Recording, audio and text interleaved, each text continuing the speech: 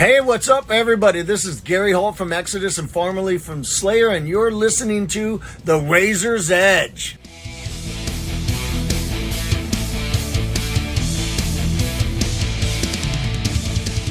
Listening to The Razor's Edge. My name's Matt, and I'm at Uprising with 3/4 of Battalions. Yes. How you doing, gents? Good, yeah. Good. Yeah. Very good. Fantastic. Enjoyed yourselves today? Yes. Yeah, because it was a nice early set. We had a few in. Of course. So Yeah. Good. Sold a bit of merch afterwards. That's always a good sign. Good going. Good going. Yep. We just had Barbarian Hermit on now, but who else have you been able to catch over the day? For me, that's That's the only band I've That's seen the at the only band minute, I've to be watched honest. today. Yeah. Yeah. Straight to the merch Barbarian, desk, yeah. get the gear out, and then come back, and it was ready for them. To be fair. Fair dues. it's an awesome set by them. Yeah. Awesome. It's, I've seen Battalions 4 times perhaps, but it's the first time it's not been on a primarily doom, sludge and stoner kind of lineup. Do you find that these wider metal events are beneficial or better for the bands than I think yeah. Because we sort of we get to play to some people who maybe won't see us and maybe won't listen to us, but when they do listen to us and see us, I think they enjoy it. So we get to a few more people who maybe not seen us before. Yeah, of course. I think there was some new faces watching today. Oh, definitely. Yeah. Never seen. Yeah. So it's nice to Yeah, get it out I've got some nice feedback at the merch table as well. I came back, never seen you before, not heard you, but that was incredible. Well done, lads. That kind of thing. So that was nice to hear. Excellent. You're based out of Hull. What's it like for live music out up in Hull? It's really hit and miss. You can have an amazing show and everyone turns up, or you can have a show where no one turns up. There doesn't seem to be really any middle ground, to be honest. Right. It's had a fantastic scene over the years. Yeah. Really fantastic. And there's some great venues that are still putting live music on today. I think what it is it's one of those things where, I mean, pre-COVID even, it was sort of dropping off at gigs, and then it'd pick up, and then it'd drop off, and you know, I think it's not. I don't think it's just a whole thing. I think it's an across the board thing that It's got to be. Yeah, and then I think after COVID, I think everything's picked up. You know, I think because they've not had gigs for 1 or 2 years, everyone's sort of going to everything, which is fantastic. Yeah. It really is good. We've got our next gig coming up as a little intimate gig in Hull in June. And That's the caps, what, 60, small I think? bar. I think, yeah. So that's going to be an intimate show. That'll be fun. If that's busy, that should be fun. If people turn up, it's Friday night, so hopefully they will. Of course, So that should be fun if it goes well. To be fair, like the smaller town venues, I feel like compared to a city like Birmingham or London, where you got so much choice of what's going on. If there's one like key venue, you know, they can be really fun. Yeah, definitely. Well, we played a few weeks ago. We played in Edinburgh. Yeah. And Edinburgh's obviously massive. Yeah. And there's all these different separate venues all over the city centre. Yeah. And our gig clashed with about 3 other shows that night at different venues, heavy metal, punk, sludge, and it's just like, right, shit, we hope people turn up tonight because we're convict. And literally 50 yards away down the street there was a Maiden tribute band on at Bannerman's. Right, okay. So it was like, fucking no one's going to be here. But it actually turned out alright. It was quite busy. Went down well. It was a good show. That is. But I think in a lot of the bigger places where there's all these different venues scattered about the city centre, you get a lot of competition as well. And it can spot. Yeah, I think in Hull there's a few venues, but if there's one metal gig on, there's one metal gig on. Of course, that kind yeah. of thing. Yeah, of course. Fair enough. Well, it must be about a year and a half since King of the Dead World's come out. Are you? Longer than that, I think, isn't it? Yeah. Was it? Probably, yeah. Maybe 2.5 years, I think. I don't know. That's not that long. 22. Maybe, 1.5 years then. Yeah. I can't do maths apparently. Is it too early to think about the next one for you guys? With 3 tracks sort of in the bag. We've got about 3 tracks. Yeah. Just to finalise. I think we're going to release a little EP. We're thinking of recording 3 tracks and doing it as an EP rather than because we've always done full albums. Yeah. So we're sort of thinking, let's do something different this time. And so that's sort of in our head at the minute. There's no real plans, songs, just get the songs tight. Get them polished off, get them Yeah. finished, get them recorded and put them out on an EP, you know. Makes you look active if you're releasing Yeah, those, exactly, in this yeah, day and age, especially, I think.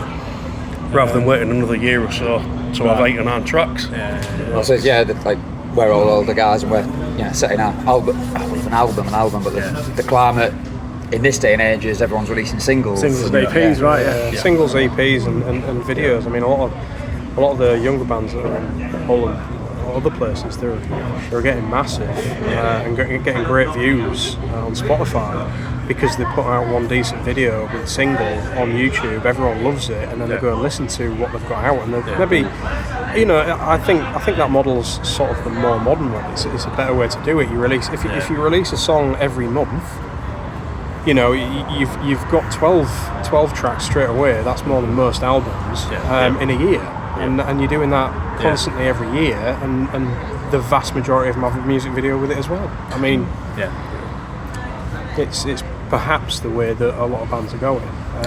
Keeps you in people's attention spans then, That's really. it, If they're being constantly reminded that you're out there and you got new music, then It's getting on for 2 years since King of the Dead, like you say. It's like people might be thinking, they're actually still a band, they're still playing, and they're still recording. That's been the issue. We've been pretty much constantly gigging since then, so it's been hard to get in.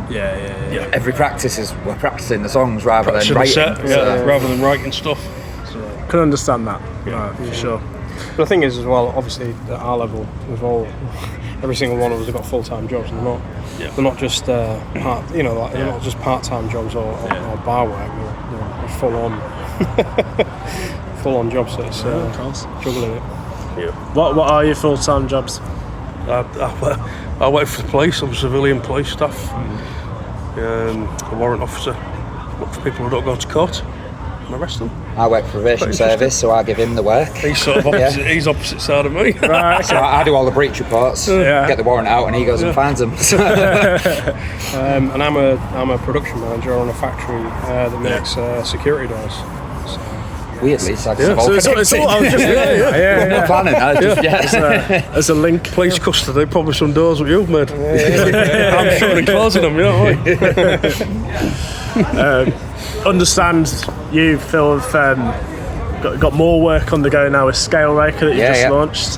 What are you hoping to get out of that? So again, we've gone down the single route. We've released a single. We've got another one recorded that we're going to drop in a bit.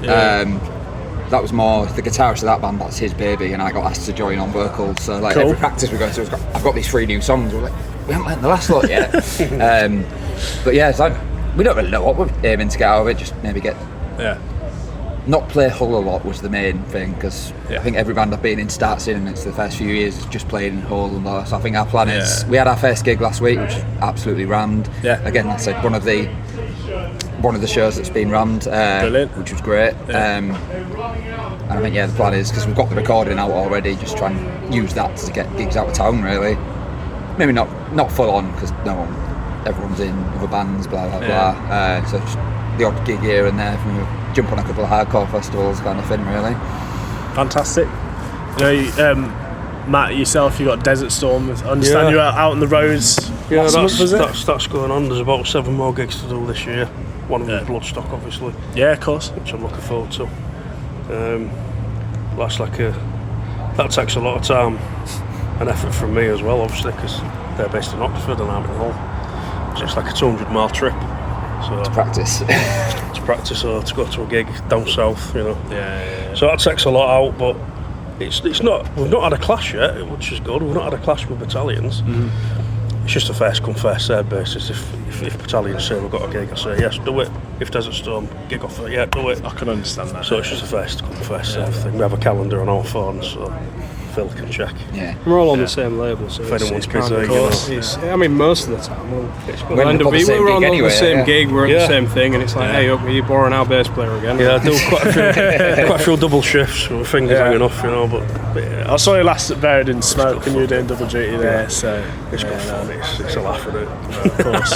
I think cause you had the Ritual King drummer who was also playing the Ritual King. Yes. And then the Coles were doing Wall as well. Yes, that's right. It was just I like it.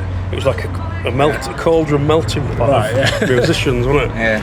Yeah, because our drummer Sam and he double booked. And he realised later on, he's like, shit, I can't do that gig, lads. And we're like, no, you're kidding, aren't you?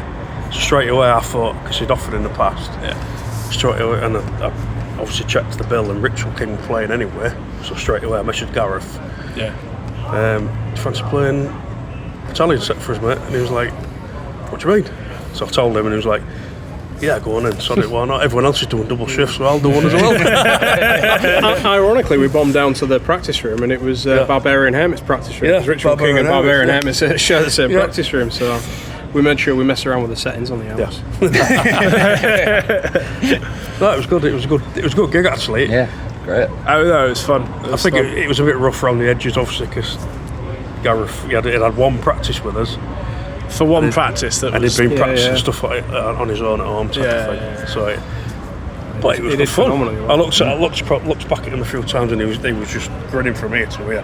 He was having a blast. He was having a blast. He was loving it. There were some mistakes, some blobs, but it was good fun. That's what it's all about. It's all about the performance at the end of the day, and getting out there. Yeah. Brilliant. Well, this has been good to finally do a podcast. Yeah, absolutely. Nice to speak to you all. And this has been Battalions at Uprising.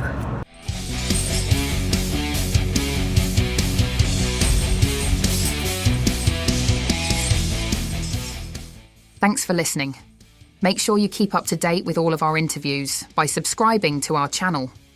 For all the latest news, reviews, interviews and more, head over to our website, www.therazorsedge.rocks.